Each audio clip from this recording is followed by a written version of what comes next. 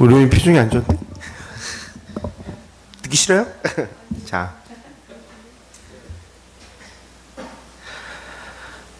반갑습니다 여러분. 개강했죠?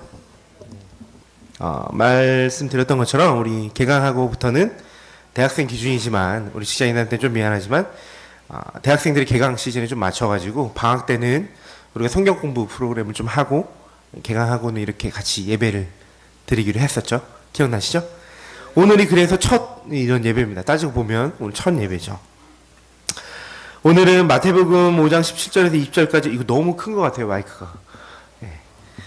마태복음 5장 17절에서 20절까지 말씀을 가지고요. 제목이 뭐였죠? 구원이 실제가 되는 삶이라는 제목으로 제가 받은 은혜를 한번 나눠보도록 하겠습니다. 오늘부터 주보에 보시면요, 이제 청년부 예배 설교 본문도 이제 한편에 기록되어 있으니까 여러분 그걸 참고하시면 될 것 같습니다. 말씀을 시작하기 전에 한번 이야기를 하고 넘어갈 게 있는데요. 할까 말까 되게 고민 많이 했는데 뒤에서 아직도 고민이 되지만 할까 말까요? 고민되지만 낙타이가 찬양했는데 그럼 박수를 잘 치네요. 오전에 내가 할 땐 박수를 아무도 안 치는데 이거 어떻게 해야 되나, 낙타기를 오전 예배로 옮겨야 되나. 할렐루야. 목사님께 강력하게 어필하셔서 교회 모든 찬양인들을 우리 낙타기가 할 수 있게 이렇게. 농담입니다. 자, 오늘은요 마태복음 5장 17절에서 20절까지 말씀을 가지고 구원이 실제가 되는 삶이라는 제목으로 조금 어려운 말씀을 함께 나눠보도록 하겠습니다.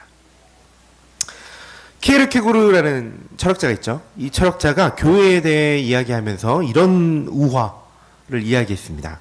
잘 들어보세요. 이 교회의 교인들은 집거위들이다. 거위들은 매주 뒤뚱거리면서 교회에 들어와 설교를 듣는다. 설교자는 하늘을 날 수 있는 비행의 경이로움에 대해 말한다. 우리는 더 이상 뒤뚱거리며 걸어다니지 않아도 됩니다. 이 장소에서만 머무를 필요도 없습니다. 라고 말이다. 설교자 숫거위는 신도들을 북돋우며 더 강력하게 말한다. 우리는 저 창공으로 날아갈 수 있습니다. 더 먼 지역, 더 축복받은 땅으로 비행할 수 있습니다. 우리는 정령 날 수 있습니다. 거위들은 매주 이런 설교를 들으면서 꾀꾀거리는 소리였겠지만 아멘으로 화답한다. 그리고는 설교가 끝나면 일렬로 서서 뒤뚱거리며 왔던 그대로 걸어서 집으로 돌아간다. 이게 키에르케고르라는 철학자가, 다 아시죠? 우리 공대생들이 많지만 다 알죠? 그래도 에이 설마 아니야? 몰라요? 뻥 한다. 유리? 뻥? 진짜 몰라요? 아니죠? 키에르케고르라는 철학자가 교회에 대해서 설명하면서 만들어낸 우화입니다. 프란시스 셰퍼라는 사람이 있습니다. 오늘 좀 처음 들어본 사람들이 많이 나오네요. 셰퍼 못 들어봤어요? 라브리 공동체 못 들어봤어요? 프란시스 셰퍼? 우리 기본 소양 공부부터 할까요? 자, 이 셰퍼라는 사람은요, 오늘날의 현대 사회를 이분법화되어 있는 사회라고 설명했습니다. 쉽게 말하면요, 공적인 영역이라고 부를 수 있는 영역과 사적인 영역이라고 부를 수 있는 영역으로 이분화되어 있다는 겁니다.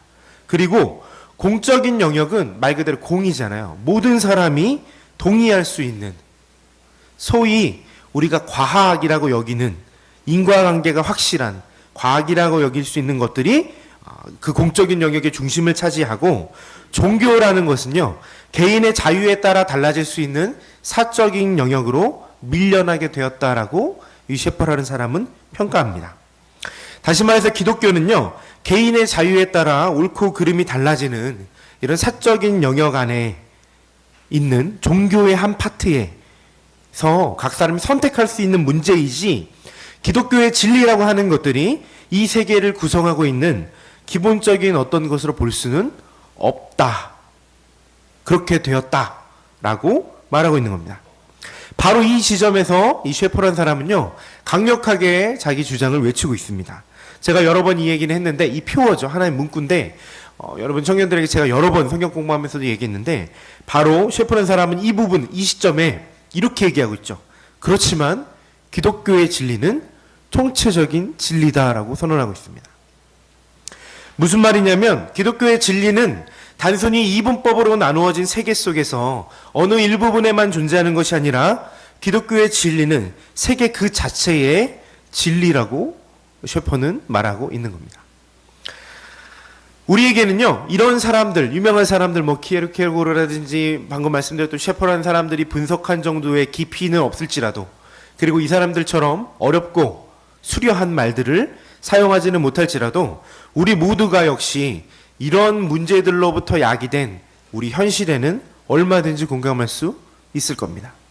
쉽게 말하면 이런 겁니다. 하나님의 말씀, 진리라고 우리가 믿고 여기는 성경은요, 교회라는 종교적인 영역에서만 인정될 뿐입니다. 그리고 주일이라는 한정된 시간에서만 그렇게 받아들여질 뿐입니다. 심지어는요, 그리스도인들이라고 하는 사람들조차, 우리 같은 그리스도인들이라고 하는 사람들조차 주일을 제외한 나머지 일주일의 삶을 살아가는 기준은요, 우리가 흔히 말하듯이 세상의 기준이고 세상의 방법들이기 때문입니다. 성경이 하나님의 말씀이고 그렇기 때문에 우리가 붙잡아야 할 기준이다라고 말하는 것은요, 교회 안에서의 이야기입니다. 많은 사람들이 우화의 그 거위들처럼 이런 말씀에 아멘으로 화답하지만 실제 일주일에 그들의 삶을 돌아본다면 하나님의 뜻보다 다른 것들이 얼마든지 기준이 되고 있다는 겁니다. 아무리 이 얘기를 듣고 있는 여러분의 머릿속에 아니야, 일주일의 삶도 당연히 성경이 이야기한 하나님의 뜻을 붙잡고 그렇게 살아가야 해 라고 생각하고 고개를 절레절레 흔들지는 몰라도 중요한 건요, 실제 많은 그리스도인의 삶의 내용이 나타나지는 결과가 그렇지 못하다는 겁니다. 그리고 그렇게 말하는 사람들 중에서 자신이 그렇게 말하고 믿음을 표현하는 것처럼 정말로 치열하게 살아가는 사람이 많지 않다는 것도 사실입니다. 굳이 말하자면요, 말씀은 기독교적인 바운더리 안에서만 기준이 될 뿐, 의미가 있을 뿐, 한 명 한 명 개인의 그리스도인들에게는 전혀 현실적이고 실제적인 게 아니라는 겁니다. 우리는 그렇게 이중적인 삶을 살아가고 있을지도 모르는 겁니다. 어쩌면 오늘날을 살아가는 대다수의 그리스도인들의 삶이 바로 이 솔직한 모습이 바로 이런 모습이 아닐까 우리는 생각해 봐야 할 문제일 겁니다. 우리는요, 지난달에 갔다 온 우리 겨울 수련회에서, 우리 못 가신 분이 참 아쉽죠, 그죠? 안 하시세요? 지난번 갔다 온 그 겨울 수련회에서 특별히 3번에 걸친 특강을 통해 복음과 하나님 나라라는 특강에 대해서 배웠습니다. 그쵸? 기억나시죠? 혹시 수련회 못 오신 분들을 위해서 정말로 간략하게 그 특강의 내용을 정리해드리면요, 하나님의 나라라는 말, 성경에는 다른 비슷한 표현이 뭐라고 되어 있죠? 천국이라는 표현이 있죠? 천국과 하나님 나라. 이 하나님 나라, 천국이라는 말은요, 우리가 죽어서 가게 되는 어떤 유토피아적인 그런 지상낙원의 공간이 아니라 그런 공간을 가리키는 개념이 아니라는 겁니다. 그것보다는 하나님의 통치하심이라는 개념이 이 나라라는 말에 녹아들어 있다라고 제가 설명을 드렸습니다. 또한 구원 역시 마찬가지였죠. 단순히 우리가 죄인의 신분에서 벗어나서 이제는 자유하게 되었다라는 게 끝이 아니라 뭐라고 얘기했죠? 그 죄인의 신분에서 벗어나 이전의 상태, 죄인이 되기 이전의 상태, 다시 말해 하나님의 자녀로서의 상태로 회복하는 것까지가 구원이라고 말씀드렸습니다. 그렇기 때문에 이 구원이라는 말은요, 다시 한번 하나님의 자녀로서의 삶, 부연 설명하자면 하나님의 통치를 받는 하나님 나라를 이루어가는 삶, 또 다른 말로 말하면 말 그대로 하나님의 뜻을 붙잡고 기준으로 삼고 그 기준에 따라 우리가 딛고 있는 이 세상에서 매일매일의 삶을 실제로 살아가는 삶이 바로 구원이라는 겁니다. 제가 말씀드린 이 모든 것들이 구원이라는 단어가 함의하고 있는 의미인 겁니다. 그리고 이런 구원과 복음이라고 하는 것들, 다시 말 우리가 예수를 믿는다라고 말한다는 말은요, 이런 구원으로 우리가 다시 들어가서 더 이상 내가 내 욕심과 내 생각과 내 마음대로 살아가는 그런 내가 주인된 삶을 살아가는 것이 아니라 하나님이 주인 되시는, 하나님 통치가 그 말이죠. 하나님이 주인 되시는 그런 구원의 삶을 내가 살겠습니다 라는 결단의 의미를 포함하고 있는 말이 바로 믿음이라는 내용이라고 말씀드렸습니다. 네. 제가 지금까지 설명드렸던 것이 바로요, 예수님께서 실제로 이 땅에서 가르치셨던 하나님 나라와 그 하나님 나라에 들어갈 수 있는 삶, 다시 말해 우리가 구원이라고 부르는 것의 내용입니다. 이야기를 정리해보면요, 그렇기 때문에 구원이라는 것은 무언가 이 세상을 초탈하는 개념이 아닙니다. 이 세상과 동떨어져 있는 개념이 아니라요, 이 땅에서 실제적인 하나님의 뜻에 의한 통치를 의미하는 개념입니다. 단순히 우리의 영이 구원받았다, 나는 이제 예수 믿어서 자유케 되고 죽어서 좋은 데가, 라는 식의 영이 구원받았다는 차원의 허황된 이야기가 아니라요, 이 땅에서 실제로 하나님의 주인 되시는 삶을 살아내는 것이 바로 구원의 시작이라는 겁니다. 구원의 첫걸음이라는 겁니다. 이런 구원에 대한 총체적인 이해가 없어서 한국교회에 발생한 문제들이 오전 예배 때 목사님도 말씀하셨던 개인적인 구원이라는 말이 그런 거죠. 그런 구원은 없습니다, 여러분. 내가 예수 믿으니까 난 이제 좋은 데 갈 거야, 이제 이 세상은 나랑 상관없는 세상, 이렇게 잘못 오해하기 때문에 복음과 구원과 십자가의 의미와 하나님 나라를 이렇게 오해하기 때문에 결국에 많은 수의 그리스도인들이 이 세상 가운데 전혀 그리스도인답지 않게 살아가고, 그렇기 때문에 기독교라고 욕먹는 겁니다. 이기적이라고 욕먹고요, 교회 다니는 사람이 오히려 더 안 착해라는 소리를 듣는 겁니다. 자, 오늘부터 시작해서요, 한 학기 동안 3월, 4월, 5월, 6월까지 한 학기 동안 우린 청년부 예배 시간에 흔히 말하는, 오늘 오전 예배 시간에도 나왔어요, 산상설교를 살펴볼 겁니다. 오늘부터. 산상수훈이라고도 하고요, 목사님 말씀하신 것처럼 산상보훈이라고도 하는데, 저는 편하게 산상설교, 예수님께서 산 위에서 전하신 말씀이라는 의미에서 산상설교라고 부르죠. 이 산상설교의 주제는 뭘까요, 여러분? 성경에 나오는 예수님의 메시지의 주제는 딱 하나입니다. 뭘까요? 바로 이거 특강 때도 제가 얘기했죠, 수련회 때. 예수님이 이 땅에 오셔서 나를 믿어라라고 얘기하신 적이 한 번도 없어요. 성경책을 뒤져보세요. 나를 믿어라라고 얘기하신 적이 한 번도 없습니다. 뭐라고 말씀하세요? 하나님 나라에 대해 말씀하시죠. 하나님 나라. 산상설교의 주제 역시 하나님 나라입니다. 더 구체적으로 얘기하면요, 예수님께서 선포하신 하나님 나라, 이제까지 제가 조금 길게 정리해왔던 하나님의 뜻대로 통치하심을 받아 살아가는 그 삶이 도대체 구체적으로 그러면 뭐냐에 대해 말씀하고 계시는 게 바로 산상설교의 이야기입니다. 계속 구원의 삶이 하나님의 뜻대로 하나님이 주인된 삶을, 하나님의 통치하심을 받아 살아가는 삶입니다 라고 제가 아무리 이렇게 설교해봤자 그게 도대체 뭐지? 라고 감이 안 오실 여러분들을 위해 예수님께서는 도대체 그 삶이 구체적으로 무엇을 의미하는지 길게 말씀하고 계시는데, 그게 바로 산상설교의 내용이라는 겁니다. 쉽게 말하면요, 우리가 지금부터 이루어가고 살아내야 할 구원의 내용이라고 할 수 있는 겁니다. 그래서 저는요, 산상설교에 이런 별명을 붙이고 싶습니다. 제가 붙인 별명이에요. 여러분 도용하시면 안 돼요, 어디 가서. 구원받은 그리스도인이 살아갈 하나님 나라에 대한 몇 가지 지침입니다. 이게 산상설교입니다. 오늘 읽었던 본문 마태복음 5장 17절에서 26절 말씀은요, 엄밀하게 말하면 산상설교의 시작은 아닙니다. 산상설교의 시작은요, 5장 1절부터 시작하는 게 맞습니다. 5장 1절부터 시작하는 무슨 이야기가 먼저 나오죠? 우리 읽어보셨죠, 다? 5장 1절에 무슨 이야기가 먼저 나옵니까? 흔히 우리가 팔복이라고 하는 이야기입니다. 복 있는 사람은 이런 사람. 이렇게 나오나요? 아니죠. 심령이 가난한 자는 복이 있는 사람이다.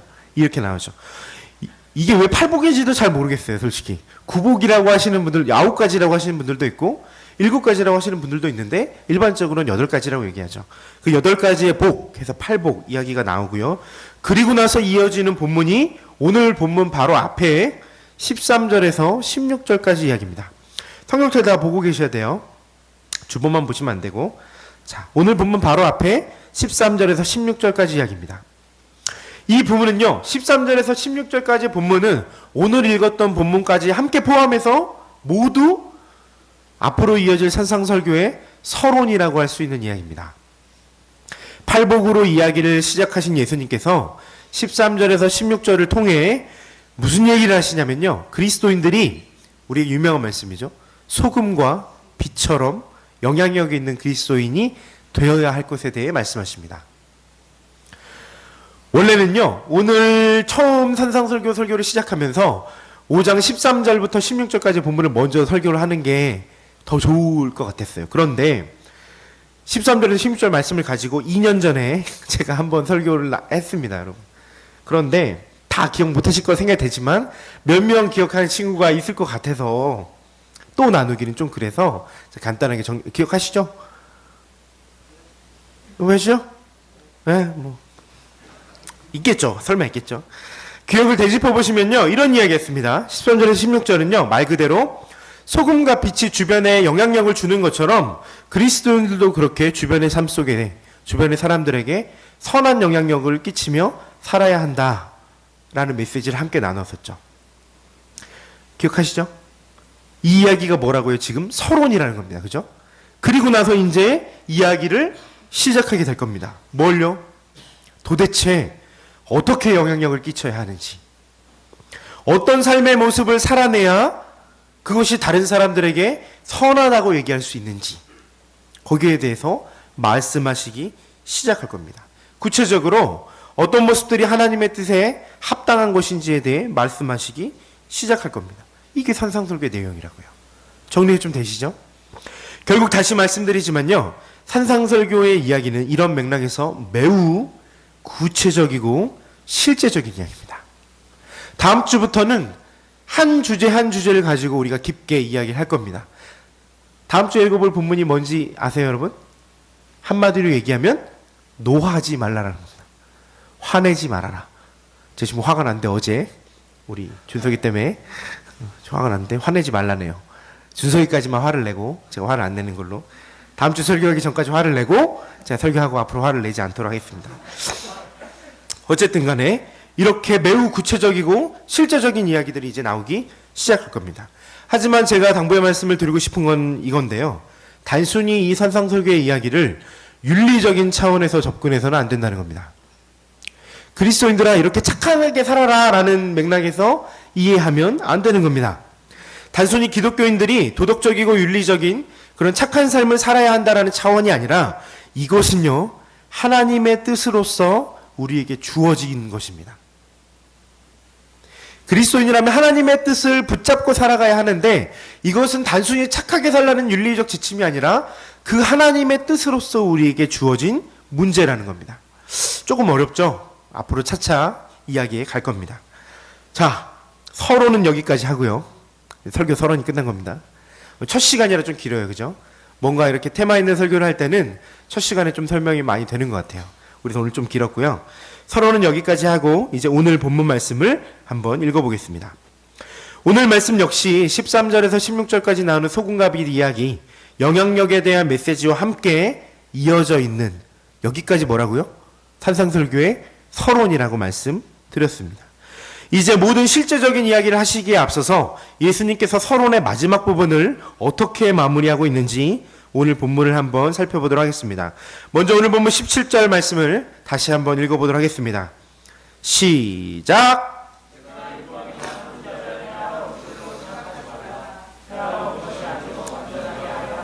아멘. 내가 율법이나 선지자를 폐하러 온 줄로 생각하지 말라. 폐하러 온 것이 아니라 완전하게 하려 함이라. 앞으로 말씀하실 실천적인 이야기를 하기에 앞서서요, 예수님께서는 서론의 마지막 부분을 하시며 지금 무언가 못 박으시는 듯한 말투로 말씀하고 계십니다. 여기서 얘기하는 율법은요, 아마 모세오경을 가리키는 걸 겁니다.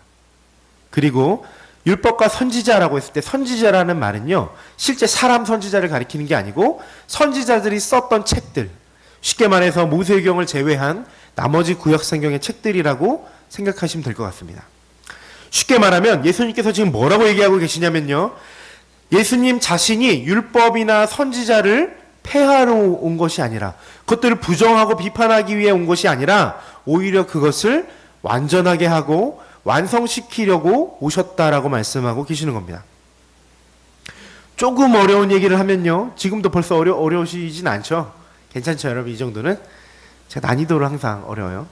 조금만 더 어렵게 얘기하면요. 지금부터 예수님이 선포하시게 될 하나님의 나라가 구약 성경의 맥락하에 있다라는 말씀을 하고 계시는 겁니다.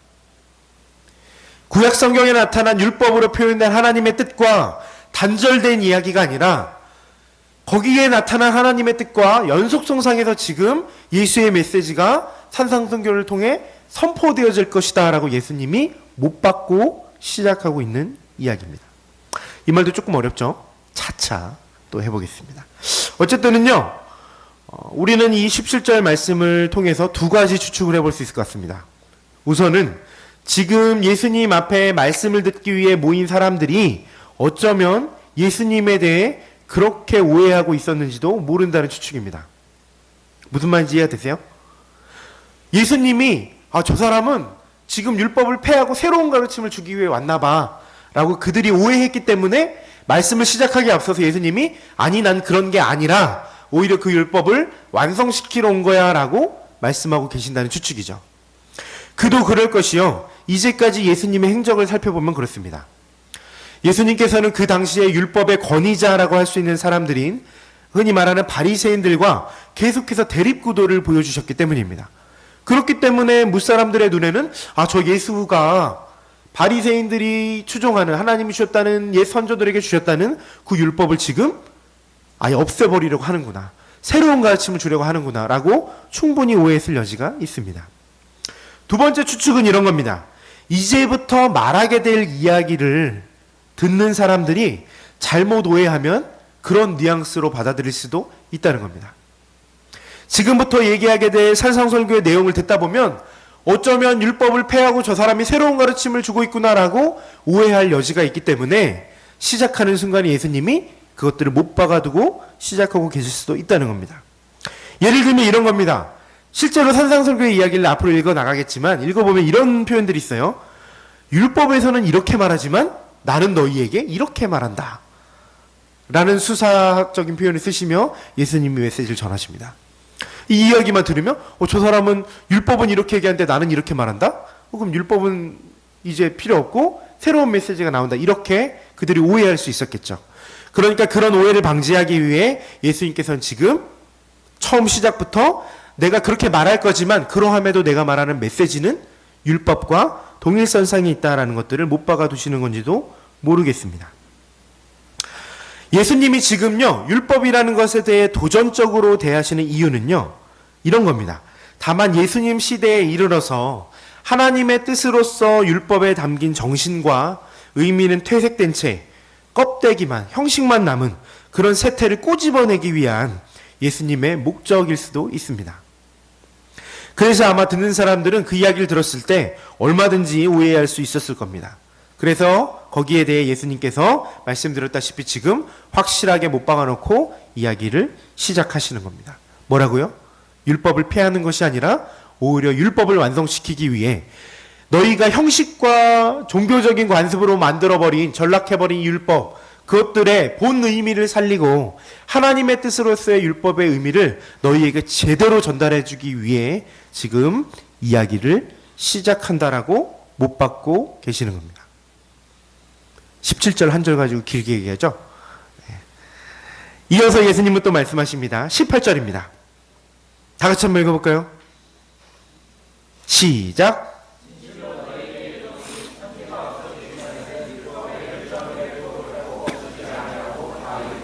아멘. 여러분 산상설교 좀 어려워요. 제가 좀 어려운 설교 전문을 이렇게 정해갖고 걱정을 많이 했습니다. 하루에도 몇 번씩 하지 말까? 다른 거 할까? 우리 신입생들도 올 텐데 우리 1, 2학년 친구들은 아직 어려울 텐데 이런 생각도 하면서 좀 더 쉬운 메시지를 할까? 하다가 평생 못하겠구나 이런 생각도 들었어요. 이러다 평생 못하지. 신입생은 매년 들어오고 1, 2학년들은 배워도 3, 4학년 때도 똑같으니까 이거 평생 못하겠구나 생각이 들어서 그대로 합니다. 여러분 누군가의 표현처럼 한 3, 4년 들으면 귀에 들어오기 시작할 거예요. 너무 오래 걸리나요? 여러분 똑똑하시니까 일주일만 지나면 될 거예요. 자, 18절의 말씀입니다. 진실로 너희에게 이르노니 천지가 없어지기 전에는 율법의 1점 1획도 결코 없어지지 아니하고 다 이루리라. 이 말씀도요, 참 논란이 많은 이야기입니다. 18절을 이렇게 해석하시는 분이 있어요. 이 말을 딱 읽고 무슨 생각을 하시냐면요. 그럼 천지가 없어지게 되면, 종말의 때에 천지가 없어지면 율법도 그때는 없어지나 보다 라고 생각하시는 분들이 있습니다. 심지어는요, 정말로 유명하고 권위 있는 성경 주석도 그렇게 말하고 있습니다. 그들은 종말의 때가 오면 지금 우리가 살고 있는 이 세상이 엎어지고 이른바 본문의 표현대로 천지가 다 엎어지면 그때는 율법이 아니라 재림하신 예수 그리스도로 말미암은 새로운 기준이 다시 세워질 거다라고 이 구절을 해석합니다. 그런데 그 주장은요, 많이, 제 개인적인 생각이지만 많이 문제가 있어 보입니다. 왜냐하면 우리가 수련회 때 간략하게 살펴보았지만요, 새 하늘과 새 땅은요, 지금 이 땅을 갈아엎어버리고 나타나는 게 아니기 때문입니다. 새 하늘과 새 땅은요, 바로 우리가 살고 있는 지금 이 땅이 예수님의 재림하심으로 인해 회복되어지는 개념이기 때문입니다. 우리가 흔히 생각하는 것처럼 예수님이 재림하실 때 우리가 살고 있는 이 세계를 다 부셔버리고 어딘가에 있던 유토피아적인 천국이 딱 이 세상을 차지한다. 이게 아니라는 겁니다. 우리가 살고 있는 이 땅에 예수의 재림하심으로 인해 하나님의 통치가 우주적으로 실현되고, 어려운 말이죠. 그것들을 통해 우리가 살고 있는 이 땅이 다시 한번 하나님이 창조하신 그 완전한 상태로 회복되어지는 개념이 새하늘과 새 땅입니다. 우리가 기다리는 천국은요, 바로 이런 새하늘과 새 땅입니다. 천지는요, 결코 없어지지 않습니다, 여러분. 우리가 살고 있는 이 땅은요, 결코 없어지지 않습니다. 이 땅을 지으시고 보시기에 좋으셨다라고 말씀하신 하나님께서 이곳에서 죄와 악을 제하여 버리시고 다시 한번 하나님의 우주적 통치를 선언하실 새하늘과 새 땅으로 회복시키실 뿐입니다. 심판의 대상은요, 이 땅이 아니라 뭘까요? 죄와 악입니다. 그런데 우리는 흔히 착각하죠. 죄된 세상이라는 수식어구 때문에 세상 자체가 다 어그러질 거라고 우리는 생각하는 겁니다. 이 땅은 다시 한번 회복되고요, 새하늘과 새 땅으로 회복되어질 겁니다. 그렇다면 지금 28절의 구절을요, 천지가 없어진다는 말을 문맥 그대로, 문자 그대로 이해하면 안 될 것 같습니다. 이게 첫 번째 제 비판이고요. 두 번째는요, 율법으로 표현되어진 하나님의 뜻이 언제나 변함없이 동일하지 하나님의 뜻이 변하게 되는 게 아니라는 것도 말씀드리고 싶습니다. 지금 이 시대에는 율법이 하나님의 뜻이지만 예수가 재림하게 되면 율법이 필요 없어진다? 하나님의 뜻이 변질된다? 이 말 자체가 이미 모순입니다. 그리고 이미 17절 말씀에서 예수님 스스로가 내가 지금 선포하는 메시지, 예수 자체가 율법의 연속선상에 서 계시다고 말씀하시는데 이렇게 해석하는 건 좀 무리가 있어 보입니다. 어렵죠? 이런 어려운 얘기는 다시 하지 않는 걸로 제가 하고요. 여러분 이 정도는 다 알아들을 수 있죠. 어쨌든 제가 말씀드렸다시피 좀 서론 부분이다 보니까 어려운 얘기를 제가 좀 많이 하게 되는 것 같아요. 어쨌든 이 두 가지 근거를 통해서 28절 말씀을요, 그렇게 해석하면 안 될 것 같습니다. 이 말은요, 다른 방법으로 좀 접근을 해야 될 것 같습니다. 이 말씀은 제가 지금까지 설명했던 것처럼 종말의 때에는 예수 그리스도의 재림으로 인해 율법이 없어지지만 지금은 아직 있다라는 의미가 아닙니다. 한마디로 이 말은요, 28절의 구절은요, 우리말에 정말로 비슷한 뉘앙스의 말이 있습니다. 뭘 것 같아요, 여러분? 뭐냐면, 뭘 것 같아요? 이해가 안 되겠어요? 여러분, 본문이 이해를 잘 못했나 봐요. 똑같은 말이 있는데, 그게 뭐냐면, 내 눈에 흙이 들어가기 전까지는 안 된다라는 말입니다. 무슨 말입니까? 느낌 파고오시죠? 내 눈에 흙이 들어가기 전까지는 안 돼. 내 눈에 흙이 들어가기 전까지 너 결혼할 수 없어. 어떻게 손가락에 로인을 가리켰는데 로인 결혼할 거예요. 누굴 가르쳐야 되죠, 이거를? 예림이? 독신주 예림을 가르칠까? 내 눈에 흙이 들어가기 전까지는 안 돼라고 말했을 때, 그러면 내 눈에 흙이 들어가면 결혼이 된다는 얘기예요, 여러분? 그게 아니죠. 그럴 만큼 이건 안 돼라는 얘기입니다. 천지가 없어지기 전까지는 율법이 1.1획도 없어지지 않을 거야. 이 말은 그러면 천지가 나중에 없어지면 율법도 없어지겠다라는 말일까요? 천지가 없어지지 않듯이 율법도 영원할 거다라고 선언하시는 겁니다. 수사학적 표현이죠. 이래야 17절과 똑같은 이야기가 되는 겁니다. 그쵸? 17절에서도 율법을 폐하는 게 아니라 완성이야. 그리고 이 율법은 절대 없어지지 않아. 그럴 수 없다. 라고 선언하시는 겁니다. 예수님이 지금 율법을 그렇게 없애려고 하시는 게 아니라 오히려 그 율법이 지금 예수님 시대에 어그러진 모습으로 나타나고 있는 것을 완전하게 바로 잡으시려고 이제부터 말씀을 전할 거야 라고 설명하고 계시는 겁니다. 이게 바로 강조점입니다. 이제 마지막으로 19절에서 20절을 읽어보겠습니다. 오늘 좀 설교 너무 아카데믹한가요? 여러분 조금 어려운가요? 뭐 이거 지난주까지 했던 강의랑 뭐가 달라요? 이렇게 질문하시는 분이 있을 수 있겠지만 뭐가 예배고 뭐가 찬양이고 뭐가 강인지는 우리 김나무 형제님께 여쭤보면 기준을 명확하게 세워주실 거예요. 나무가 말하기는 시작할 때 찬양하고 끝날 때 기도해야 하면 그건 예배다. 그 하나 빠지면 예배가 아니다. 이렇게 지론을. 남한테 잘 물어보세요. 어쨌든 마지막으로 우리 19절 20절을 한번 읽어보겠습니다. 19절에서 20절 이제 설교 끝났어요. 마지막 구절이잖아요. 시작.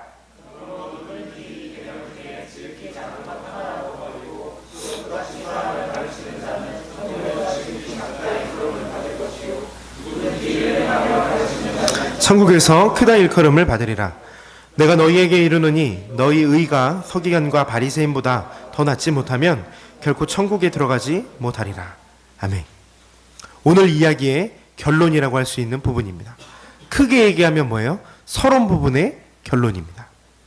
쉽게 얘기해서요, 이제까지 얘기했던 것처럼 예수님은 율법을 없애기 위해서 오신 게 아니라 오히려 율법의 의미가 무색해진 당시의 현실 속에 율법의 참된 정신을 올바로 세우시기 위해 오셨다고 말씀하고 계시는 겁니다. 그렇기 때문에 만일 누구든지 율법이 필요 없다고 하거나 안 지켜도 된다고 말한다면 그게 오히려 잘못되었다라고 강조하고 계시는 겁니다. 또한 그렇기 때문에 혹여나 서기관들이나 바리새인들이 그렇게 율법에 목매는 것을 비난하기만 한다면, 그들이 헛된 짓을 하고 있다, 우리는 율법 안 지켜도 돼 라고 하는 사람들이 있다면 그것 역시 문제가 있는 사람이라는 겁니다. 나중에 또 자세히 말씀드리겠지만 그렇게 말하는 사람에게 오히려 하나님 나라의 의가 없다라고 예수님께서 말씀하고 계시는 겁니다. 서기관과 바리새인들이 잘못한 건요, 그들의 열심이 엇나가서 문제가 될 뿐입니다. 하지만 그렇다고 율법으로 대표되어지는 하나님의 뜻대로 살지 않아도 된다는 의미는 절대 아니라고 예수님이 지금 이야기하고 계시는 겁니다. 여러분, 이 구절도 말이 많습니다. 19절에서 20절도요 정말로 말이 많은 구절입니다. 혹자는 이 구절을 딱 읽고 이렇게 저한테 물어본 적도 있습니다. 지금 예수님이 율법을 지키는 행위로 구원받을 수 있다고 말씀하신 거 아닌가요? 라고 물어봅니다. 그런 뉘앙스가 보이세요, 여러분? 너희의 의가 서기관과 바리새인 같지 않으면 천국에 못 들어간대요. 구원받지 못한다는 얘기잖아요. 뭐죠? 율법을 지킴으로써, 다시 말해 우리가 어떤 행동을 함으로써, 믿음이 아니라, 예수를 믿음으로가 아니라 우리가 말 그대로 올바른 생활을 함으로써 구원받을 수 있다고 예수님이 말씀하고 계신 거 아닌가요? 그런데요, 여러분 잘 생각해 봅시다.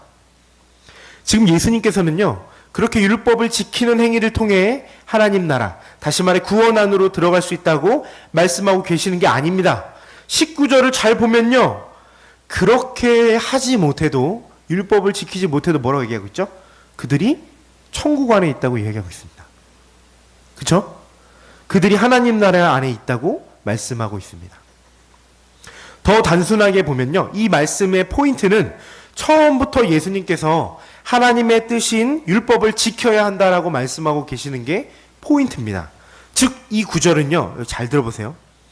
행위를 통해서 하나님 나라 안에 속하게 된다는 게 아니라 처음에 말씀드렸던 것처럼 하나님 나라에 속한 사람들은 이렇게 살아야 된다라는 차원으로 말씀하고 계시는 겁니다. 더 쉽게 말하면요, 이 얘기를 이해해 보세요. 구원 안에 있는 그리스도인이라면 이렇게 살아야 합니다라고 말씀하고 계시는 이야기를 우리는 들으면서 뭐 어떻게 이해하고 있냐면, 그럼 어떻게 구원으로 들어갈 수 있을까에 대한 해답 정도로 읽고 있다는 겁니다. 이거는 말하는 사람과 읽고 있는 우리들의 핀트가 어긋나 있는 거죠. 이게 오해입니다. 이런 질문 자체가 어불성설이죠. 자, 이제 정리해 볼게요. 결국 이 본문 전체에서 예수님께서는요, 하나님 나라, 즉 구원 안에 속한 그리스도인들은 하나님의 뜻이 녹아있는, 하나님의 뜻이 표현되어 있는 그 율법을 실제 삶 속에서 실제로 살아내야 한다고 말씀하고 계시는 겁니다. 잠을 깨시고 바리새인들을 비롯한 당시에 부패한 종교인들에 의해서 종교화된, 형식화된 어떤 행위, 그런 것이 율법이 아니라 이제부터 예수님께서 산상설교를 통해 다시 한번 설명해 주실 율법의 그 참된 의미들을 붙잡고 하나님 안에 속한 사람으로서 하나님의 뜻을 붙잡고 살아야 하는데, 그게 바로 참된 율법이고, 이런 의미에서 율법을 지키지 않아도 된다라고 혹자가 말한다면 그건 틀린 말이다라고 말씀하고 계시는 겁니다. 이게 오늘 본문의 이야기입니다. 이해가 되시나요? 종교개혁은요, 갑자기 뜬금없지만 종교개혁은 우리에게 많은 것을 안겨주었습니다. 오늘 오전에도 목사님 종교개혁 얘기하셨죠, 그죠? 중세 얘기하시고 오늘 많이 얘기하셔서 제가 당황했어요. 설교문이 유출됐나? 농담입니다, 여러분. 어쨌든 종교개혁은요, 우리에게 많은 것을 안겨주었습니다. 긍정적인 요소들이 훨씬 많은 것들이 사실입니다. 우린 종교개혁을 통해 흔히 말하는 구교로부터, 카톨릭이라고 부르는 구교로부터 분리되어졌고, 지금은 이제 개신교라는 이름으로 이렇게 불리고 있죠. 기독교는 엄격하게 얘기하면 우리가 오늘날 부르는 천주교와 개신교를 포함하는 표현이 기독교고요. 더 정확히 얘기한다면 우리는 이제 종교개혁의 산물인 그런 개신교의 범주 안에서 신앙생활을 하는 사람들입니다. 이 종교개혁은 그래서 긍정적인 요소들이 많은 게 사실입니다. 하지만 그렇다고 해서 종교개혁의 모든 것이 옳다고 할 수는 없습니다, 여러분. 행위가 아닌 믿음으로 우리는 구원 안으로 들어간다라고 얘기했던 루터의 놀라운 선언은요, 뭐라고 하지 이걸? 이신칭이라고 하죠, 그죠? 믿음으로써 의롭다함을 얻는다. 우리의 어떤 행위가 아니라, 우리의 노력이 아니라 하나님의 은혜를 우리가 믿음으로써 우린 구원을 얻는다 라고 했던 이 신칭이 행위가 아닌 믿음으로 구원 안으로 들어간다라는 이 정말로 중요한 신앙 고백은요, 우리에게 긍정적인 역할도 했지만 아쉽게도 우리에게 예수를 믿는다고 입으로 말하기만 하면 삶에서 열매가 있던 없던 구원받았다고 생각하는 심각한 오해를 야기했습니다.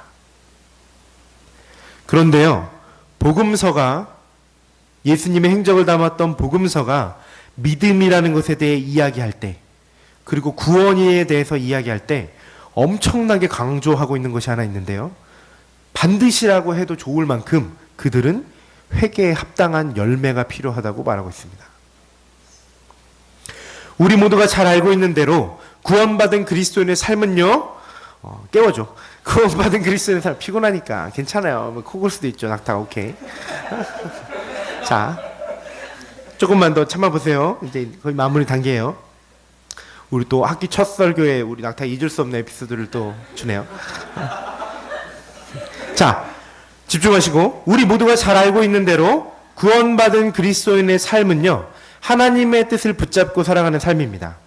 그리고 말씀드렸다시피 성경의 기자들은 이런 삶의 열매들이 반드시라고 말할 정도로 나타날 수밖에 없다라고 이야기하고 있습니다. 정말로 회개하고 돌이키는 일이 일어났다면요, 다시 말해서 죄된 삶을 벗어버리고 십자가를 의지함으로 하나님의 통치 안으로의 회복을 우리가 결단했다면, 이게 뭐라고요? 이게 믿음이라고요. 정말로 믿는다고 말한다면, 그렇게 우리의 삶이 회개, 삶의 돌이킴이 일어났다면, 비록 결과적으로 부족하더라도 그런 삶의 열매들이 조금씩이라도 우리의 삶 속에 나올 수밖에 없다라고 성경 기자들은 말하고 있는 겁니다. 이게 바로 유대인들이 이해했던 구원의 내용이었습니다. 야고보서의 기자인 야고보도 이런 맥락에서 계속 외치고 있는 거죠. 뭐라고요? 네가 정말 믿음이 있다면 네 삶에서 보여봐라. 내가 보기에 네 삶은 전혀 하나님의 뜻대로 살려는 기준이 없고 네 욕심과 네 성공과 네 야망을 위해서 살아가는데, 너는 입으로만 예수 믿으니까 나는 구원받았다고 말하고 있는데 도대체 너의 구원의 내용은 어디에 있고 삶의 열매는 어디에 있느냐? 네가 정말로 믿음이 있다면 삶에서 보여봐라 라고 외치고 있는 겁니다. 성경의 기자들은요, 말씀드렸다시피 이렇게 반드시 그 열매에 대해 이야기하고 있습니다. 당연히 예수님께서도요, 지금 구원 안에 속한 그리스도인들이 지금부터 산상설교를 통해 말씀하실 기준들을 붙잡고 삶의 열매를 반드시 맺으며 살아가야 한다고 말씀하고 계십니다. 왜냐하면 구원 안에 있다는 말 자체가요, 그들이 하나님의 말씀대로 살겠습니다라는 의지를 표현하는 말이기 때문입니다. 단순히 나는 예수 믿어요라고 말만 하면 예수 믿습니다. 우리 이런 거 많이 해봤죠. 전도 같은 거 하면, 영접기도 같은 거 많이 시키죠. 저를 따라하세요. 형제님 자매님 저를 따라하세요.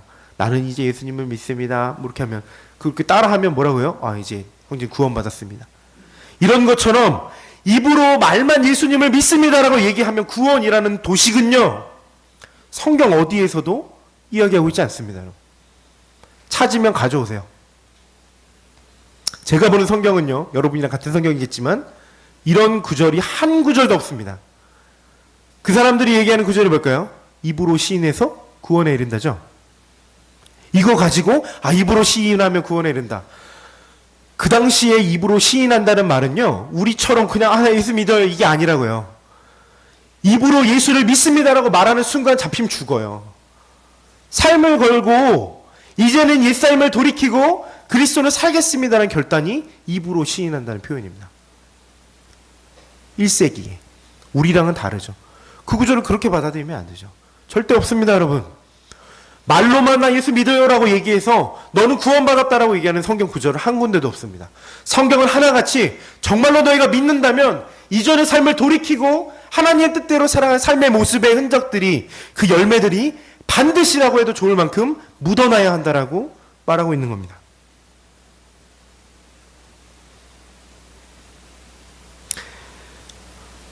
우리의 삶을 한번 돌아봐야 될 것 같습니다, 여러분.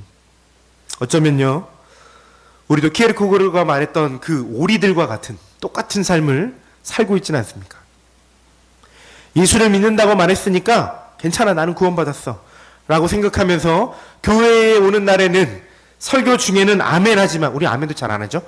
더 심각하네. 아멘도 안 하지만 삶 속에서는 여전히 하나님의 기준, 하나님의 통치가 아니라 세상의 두 발을 딛고 삶을 살아가고 있는 것은 아닙니까? 여러분 가운데 이런 생각하시는 분이 있을 겁니다. 에이, 그래도 나는 그 정도는 아니지.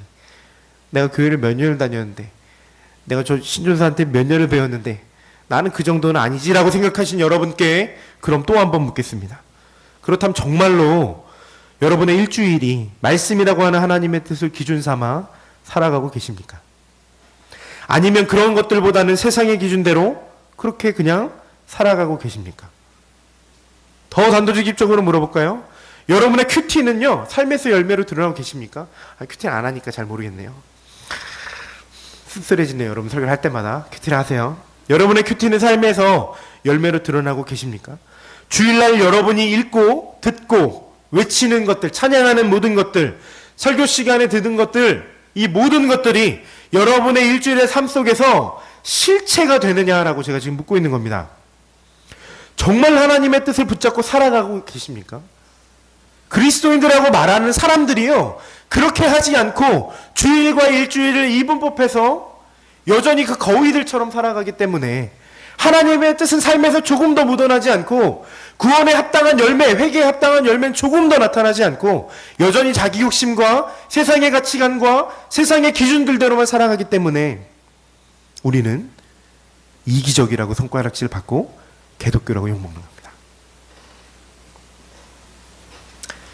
예수님께서 지금 구원받은 사람들은 당연히 이렇게 살아야 한다라고 말씀하고 계시는 것들을, 또 성경의 기자들이 반드시라고 해도 좋을 만큼 그런 삶을 살 수밖에 없다라고 말하는 것들이 우리 삶에는 너무나 당연하지 않은 거 아닙니까?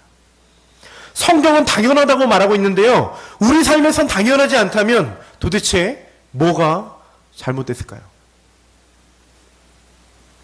사랑하는 여러분, 말씀을 정리하겠습니다. 거두절미하고 그리스도인답게 살았으면 좋겠습니다. 구원받은, 구원 안에 있는, 구원에 속한 그리스도인답게 그렇게 살았으면 좋겠습니다. 예수님의 말씀처럼 이 당시에 율법으로 나타났던 하나님의 뜻을 오늘날에는 우리에게 주어진 성경 말씀을 붙잡고 매일매일 삶 속에서 실제적으로 좀 열매 맺는 삶을 살아갔으면 좋겠습니다. 입으로는 구원 안에 있다고 말하지만 구원의 내용, 알맹이는 하나도 없는 가짜의 삶을 살아가는 게 아니라 하나님의 통치 안에 살아가겠다고 고백했던 우리의 믿음의 내용대로 실제 삶 속에서 열매 맺는 삶을 살아가는 참된 그리스도인이 되었으면 좋겠습니다. 하나님의 뜻은 말씀을 붙잡고 그것들을 우리의 삶 속에서 열매로 맺어가며 살아가는 삶. 하나님의 뜻이 내 삶의 주인, 기준, 표준. 바울이 고백했던 것처럼 내 삶의 표대가 되는 그런 삶. 오늘 설교의 제목처럼 구원이 실제가 되는 그런 삶을 살아가는 저와 여러분들이 되었으면 좋겠습니다. 아멘. 우리 다 같이 한번 기도하겠습니다.